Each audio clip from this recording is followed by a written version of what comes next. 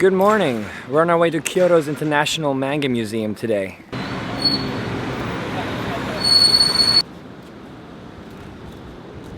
So you aren't actually allowed to film inside of the manga museum here in Kyoto because of copyright restrictions. So I had to be really sneaky about capturing all this footage for this video. So this section here is the international section of the museum where all international publications are kept. And you can grab any copy you want and just sit down and read across the different spaces in and around the museum.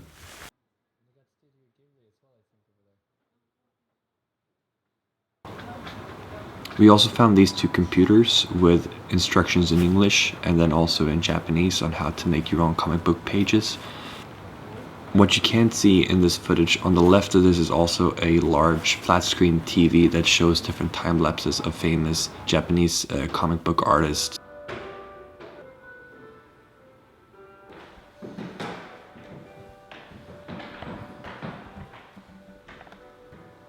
One of the coolest sections of the museum is this room here, where different Japanese manga artists who visit the museum get the chance to have their hands plastered, and they even have these drawings by them.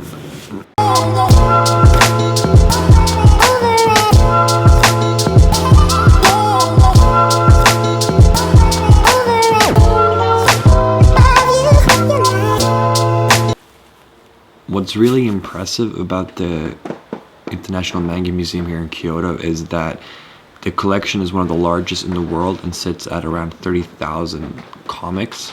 And they all started out as a private collection by an individual who had a public library who eventually took a request from customers of different types of comics that were missing that they would like to see.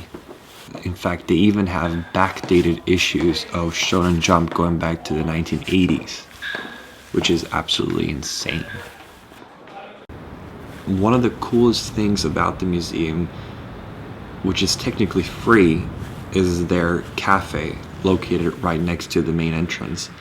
And in there, on the walls, they have all these drawings made by Japanese manga artists who visit the museum over the past 20 years.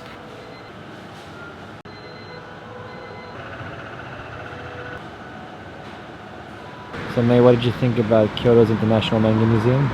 I thought it was really, really cool. I wasn't expecting it to be so informative and such a... I wasn't expecting such a crazily extensive array of manga. It was definitely clearly a labor of lots of love and dedication to the manga art, and also related cartoons and animations around the world.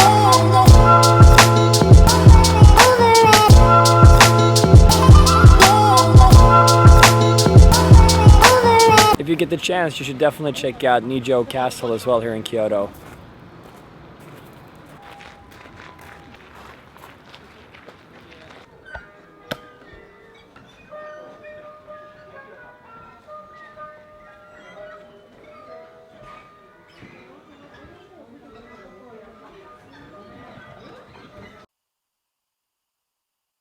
One thing to keep in mind if you visit Nijo Castle here in Kyoto is that while the entrance fee is 600 yen per person, there are certain parts of the castle grounds which are off limits unless you pay additional fees, which I think are about 400 or 500. Those things are like the guard tower, some of the smaller private residents. They don't really advertise it very well, so just in case you're not sure beforehand, there are some additional fees you might have to pay if you want to see all of Nijo Castle. So we're off to the Nishiki markets, which are located a couple of stops away from Kyoto train station. These markets span over 5 blocks and are over 400 years old with a couple of hundred shops.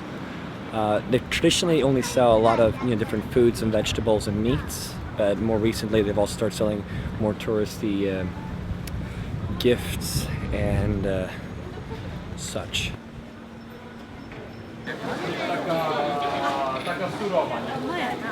So we're at the Nishiki markets and it's still quite busy even though they're closing in the next half an hour.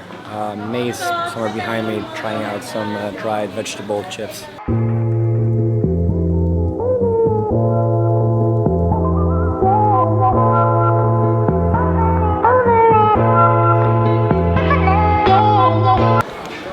What's really great is if you're thinking about going to Nishiki markets, the area surrounding it has become a huge shopping area with tons of these arcades filled with gaming arcades, clothes shops. And along with that, you also have these smaller bars, which Japan is so known for, like this one here, for example. May's having a bit of a fangirl moment, finding out there's a poster of one of the commentators from the Netflix version of Terrace House.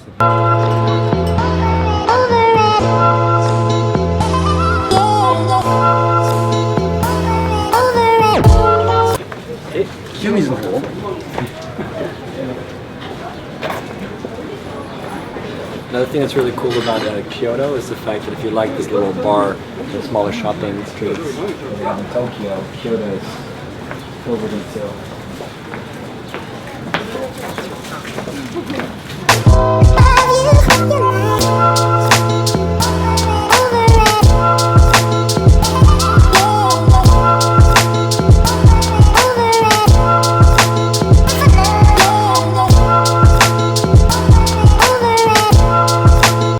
So we're on our way to a pug cafe, and Max is taking the lead at the front over there. So tell us what you're most excited about at the pug cafe.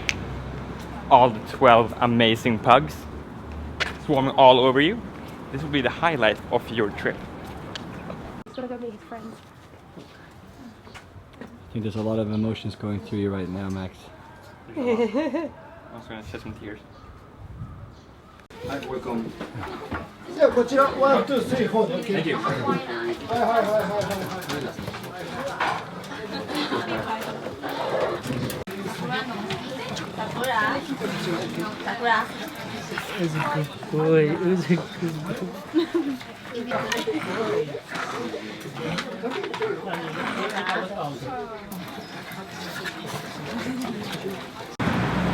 I definitely understand though why some people say you'll enjoy Kyoto a lot more than you'll enjoy Tokyo. Kyoto definitely fits better with your Western archetypal idea of what Japan will be like from whatever comics or cartoons you watched as a kid, or in general just what you read about it. It's a lot more traditional, the buildings are a lot older, a lot more beautiful, a lot more temples. So Pontacho is one of Kyoto's oldest entertainment districts. Supposedly there are geisha tea houses there. The prices are meant to be ridiculously high, so we're probably not going to go inside or drink anything, but just check it out and see where we go from there.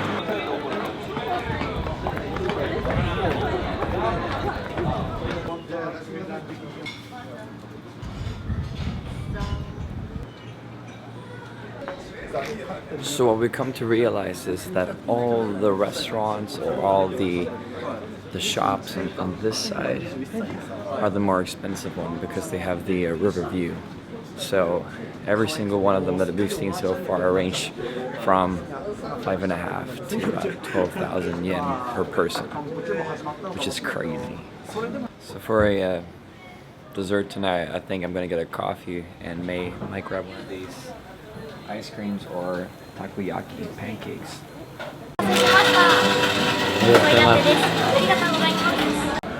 So I finally found my coffee. I'm running out of battery on the camera, so we might call that a night for the vlog, but I'll see you guys tomorrow.